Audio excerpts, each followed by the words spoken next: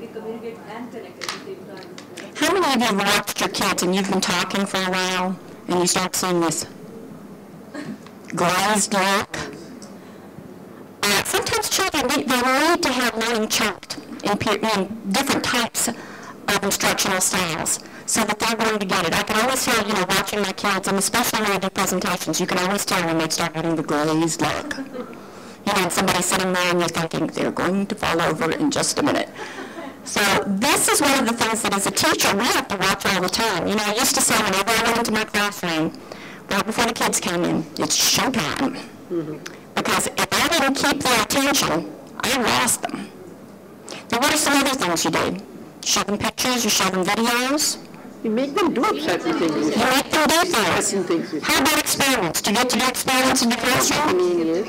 Like we make them blow the balloon. Mm-hmm. What happens? How does it go first from Yes, there's growing something and plantation, yes, you take seeds and tell them it's hot and cold, they can actually feel well, you can do it.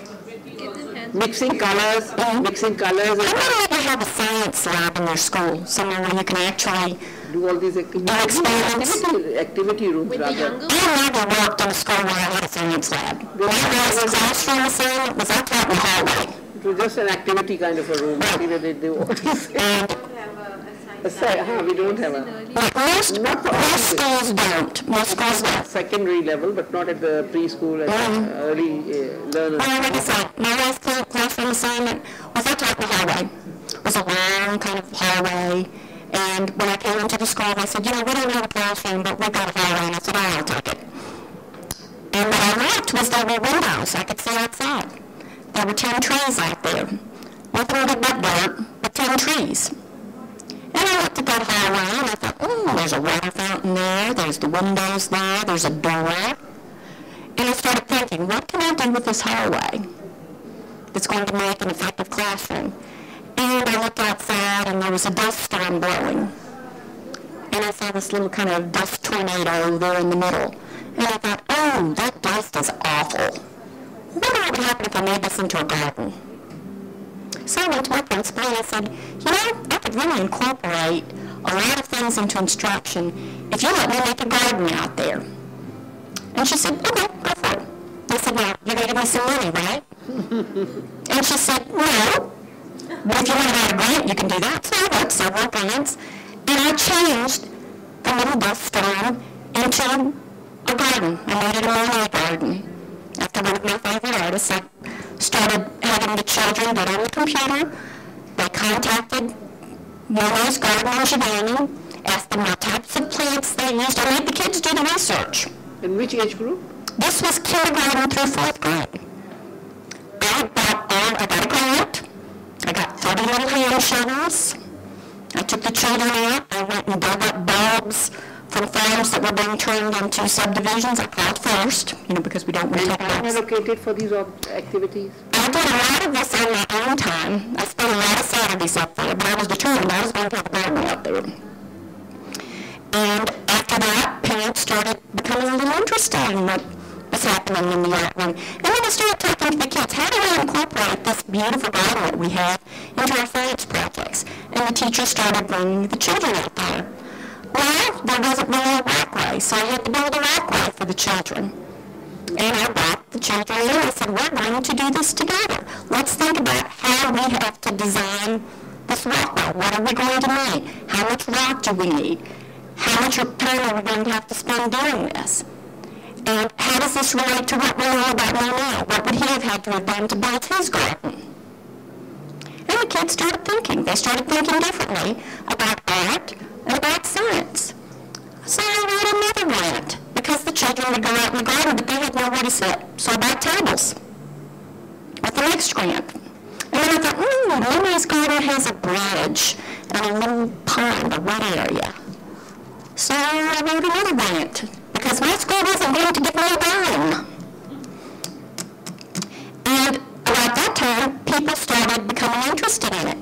And a local builder came in and he said, I'll give you a bridge. I will build you a bridge. And I was like, whoa, this is looking pretty good. Maybe I just need to keep going. And the kids started coming out during their recess time to play. and they bring other children in and say, this is this type of flower. Here's the stamen in the flower. Here's what you need to do to make the flower grow. And if you get on this side of the bridge, Dr. Wilson will come outside and get you. So they knew that there were certain rules that went along with the garden and that we took care of the garden. And it turned a very barren area into an instructional area. So my little hallway was becoming more like home to me. And I started noticing that when I was at lunch, the children would sneak through the hallway so that they could show other people what was outside the door. And all of a sudden, my hallway wasn't just becoming a classroom, it was becoming a gathering place for children. And I was having so much fun teaching art and science, history, social studies, everything that I could, using that little garden. Which actually, we actually had 11 acres of gardens. We were an environmental school, which was one of the reasons why I was allowed to do that. But what happened from that is other teachers came to my school, saw my little garden, and said, oh, we want to mow my garden too. And I was like, that's my garden, you can't have it. But I started noticing when I got other schools, they had little garden areas, little atrium areas where they were planting plants, and they were talking to their students about it. And that idea started to spread. And we've been talking about instructional change and how systemic change is difficult to do. But change really doesn't happen systemically. It happens one teacher at a time, one school at a time, and getting people to buy in. And I think if you look at change like that and how you can change as an instructor, those are the things that you can do very quickly. And I'm going to tell you about it. Now, I realize that there are some major differences in the way that we teach. I was taught pretty much like what I hear some of the schools out here. You know, teachers got up in front of the class, they lectured, would fall asleep. We tried to act like we were all right. But then I had some really dynamic teachers that I loved and I listened to hear them, wanted to hear them talk. But then, my senior year in high school, I had an English teacher who was teaching Shakespeare. And all of a sudden, a light bulb came on because she taught Shakespeare about the psychological impact, the scientific impact, how words change the way we feel, and it really made an impact on me. And I tried to use that a lot in my classroom. So all of these things started making me understand how the arts can teach us many things.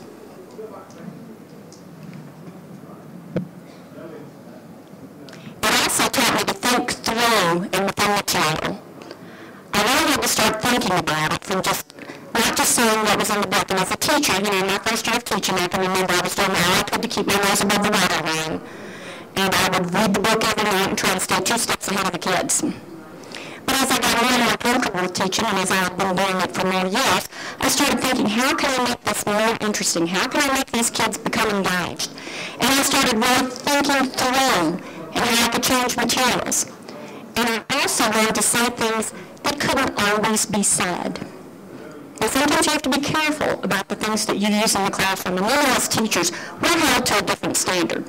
When you go out in public and children see you, you're not Mrs. So-and-so who lives down the street.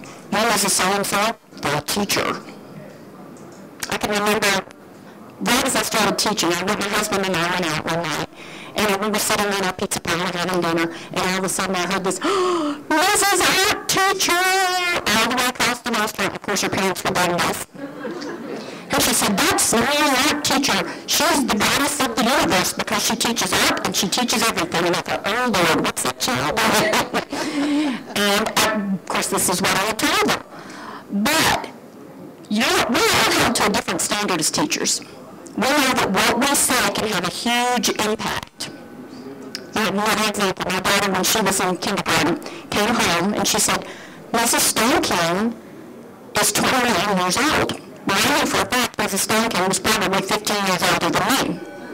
And I said, honey, I don't think she's 29. And she said, well, today was her birthday, and she told us she was 29. And if Mrs. Stone King said it, then it must be true. So we have to be careful how we use those words, even teasing sometimes. Now, the arts also teach us to have experience we can have from no other source, and through such experience to discover the range and variety of what we are capable of feeling. And the example about the money garden is a prime example. The arts position in the school curriculum symbolizes to the young what adults believe is important. How many of you in your schools have arts instruction? How many of you have an art teacher in your school? That's fabulous. Now, how many of you have dedicated time every week for arts instruction? That is amazing. That's great. It's so important for children. Now, one of the questions they asked this morning, and I wanted to bring this up in this presentation, was, do children learn from play? How do you all feel about that? They learn a lot. They learn a great deal. And it's a very lasting experience they never forget. I couldn't believe that they would think the children don't learn from play. The first thing they learn is from play. We learn how to get along with other children. We learn the social structure of what's acceptable and what's not acceptable. We have to learn to wait for our turn. Exactly. You learn that if you break a man in a queue, you're going to be in trouble. Yeah. Right. So, and I think early childhood teachers really understand that. I think sometimes when people get up into the secondary level, they kind of forget how important play is. Because even as you get older, play is important. We learn a lot about our social structure and our society through play. Now, one of the things that I think we need to talk about too is, how is art viewed in your school? How many of you see it as an important part of the instructional program? How many of you see it as break time, where you get a little break from class? Well, you're not going to tell me that, because you know what that is. But as a teacher, I used to get it all the time. Oh, you can't be absent. I won't get a break this week. And I thought, I have to change that mindset. Because I used to have people come up to me all the time and they'd say, oh, teaching art is fun. And I thought, yes, it is fun. But I had fun when I was teaching in the classroom, too. But I worked my around off to make sure that I could have the best lessons possible for those children. And as a classroom teacher, I did the same thing. I didn't do anything really that was that different. I spent time planning what was important for those children to learn.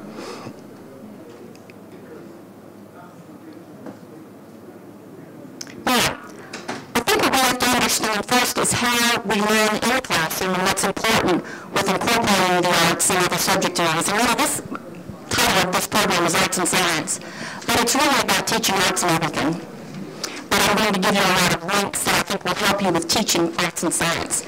Now, how many of you are familiar with Bloom's taxonomy? Okay, if you've been through any kind of